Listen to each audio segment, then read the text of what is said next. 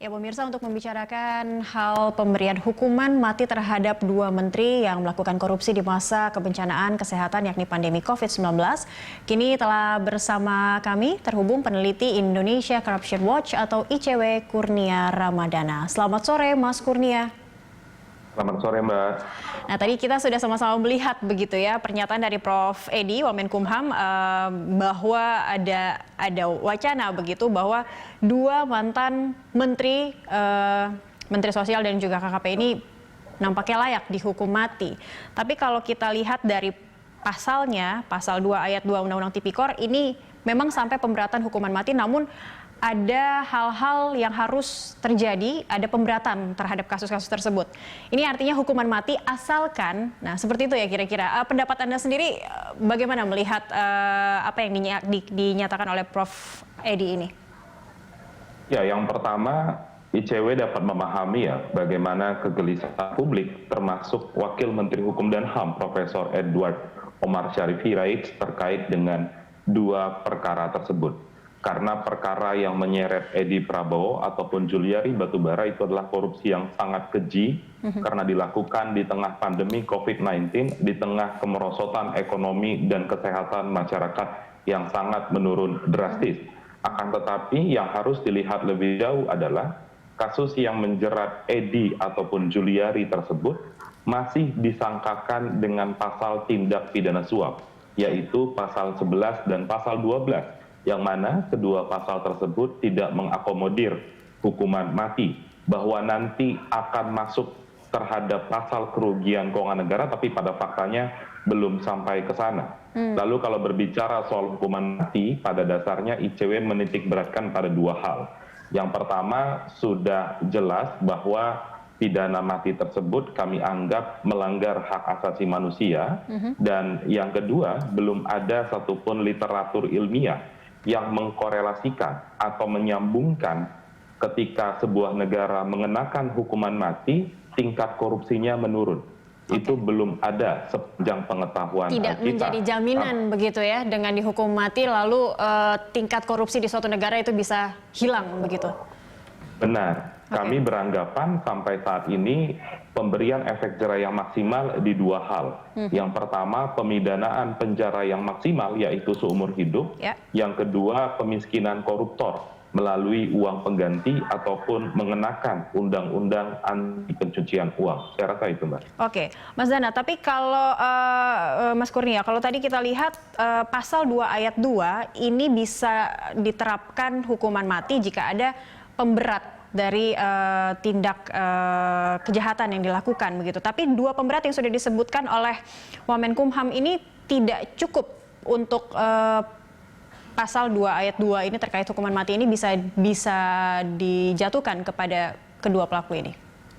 Iya, misalnya dalam kasus korupsi bantuan sosial ya, ICW sebenarnya sangat yakin di sana tidak hanya terjadi tindak pidana suap, akan tetapi juga ada potensi kerugian keuangan negara yang saat ini sedang dihitung oleh BPKP ataupun BPK. Maka tatkala ada kerugian keuangan negara, maka di sana bisa diterapkan pasal 2 ayat 1 ataupun pasal 2 ayat 2 sebagaimana tadi Prof. Edi sampaikan.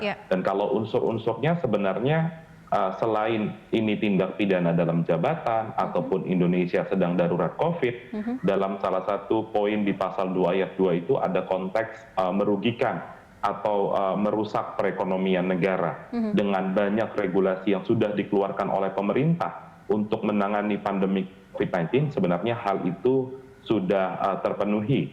Akan tetapi balik lagi ICW tidak terlalu sepakat ketika dikenakan hukuman mati karena tidak ada penelitian yang menunjukkan hal tersebut akan mengurangi tindak pidana korupsi di suatu negara.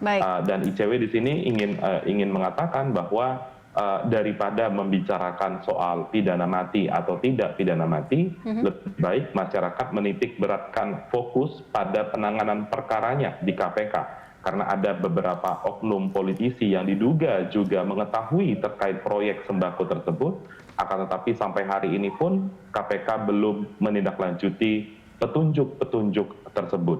Iya, begitu Mbak. karena belakangan memang terkuak ya, ada pihak-pihak lain yang juga kecipratan uang hasil korupsi dari kedua mantan menteri ini.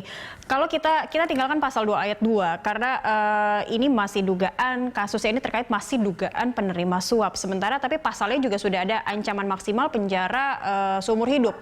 Kalau kita menariknya kepada harapan masyarakat, apakah ini juga sudah cukup diberikan? Apakah hukuman seumur hidup ini juga sudah menjadi hukuman maksimal kepada pelaku, kepada koruptor di kondisi pandemi COVID seperti ini? Ya, ada dua ya. Yang pertama untuk individu koruptor itu sendiri, entah itu Juliari ataupun kroni-kroninya, saya rasa dua instrumen tersebut harus dijalankan, yaitu memenjarakan yang bersangkutan seumur hidup dan merampas seluruh aset yang dia peroleh dari hasil kejahatannya dengan menggunakan metode pembuktian terbalik nanti di persidangan. Tetapi ekspektasi publik tersebut harus dijawab oleh pemerintah dan juga KPK. Pemerintah dalam hal ini harus mendorong KPK agar tidak hanya membongkar perkara tersebut, akan tetapi menuntaskan sampai kepada aktor intelektual dan lain sebagainya. Dan untuk KPK sendiri agar berani untuk memanggil beberapa orang sebagai saksi. Karena kan saksi bukan dengan sendirinya sebagai pelaku. Dia mengetahui, dia mendengar, dia melihat ada peristiwa pidana di sana dan dia harus memberikan keterangan kepada KPK. Tatkala memang beberapa oknum yang selama ini santer diberitakan media ditemukan bukti permulaan yang cukup, maka tidak ada pilihan lain. KPK harus menaikkan prosesnya ke penyidikan dan menetapkan mereka sebagai tersangka. Di sana ada harapan publik yang harus dijawab oleh KPK di tengah kemerosotan kinerja KPK pada sepanjang tahun 2020 yang lalu. Oke, karena ini tidak hanya membahas kepada dua pelaku dengan nama dengan jabatan besar mereka begitu, yang keduanya menteri, tapi juga ada pihak-pihak lain yang juga ikut kecipratan. Ini tentu harapan masyarakat ingin kasusnya ini betul-betul terselesaikan begitu dari hulu sampai hilir ya begitu ya, Mas Kurnia. Tapi kalau dengan adanya wacana atau pernyataan yang disampaikan oleh Wamenkumham, ada kekhawatiran tidak dari masyarakat sendiri jadi akan menimbulkan harapan bahwa pelaku koruptor ini bisa dihukum mati, tapi jika tidak dilaksanakan ini akan memupuskan juga harapan masyarakat atau presiden buruk terhadap masyarakat untuk penindakan kasus korupsi di Indonesia? Iya, yang paling penting adalah bagaimana penegak hukum tersebut bisa menunjukkan kinerjanya yang maksimal kepada masyarakat untuk membongkar tuntas proyek bantuan sosial ini. Saat ini KPK baru menyidik bantuan sosial yang diedarkan di wilayah Jabodetabek. Tentu pertanyaan besarnya adalah bagaimana pengadaan bansos di seluruh Indonesia.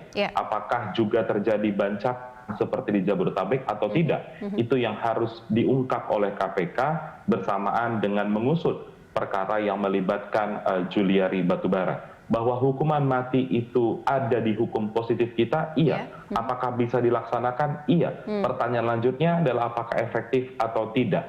Begitu, Mbak. Oke, baik. Terima kasih Mas Kurnia Ramadana telah bergabung bersama kami di Prime Time sore ini.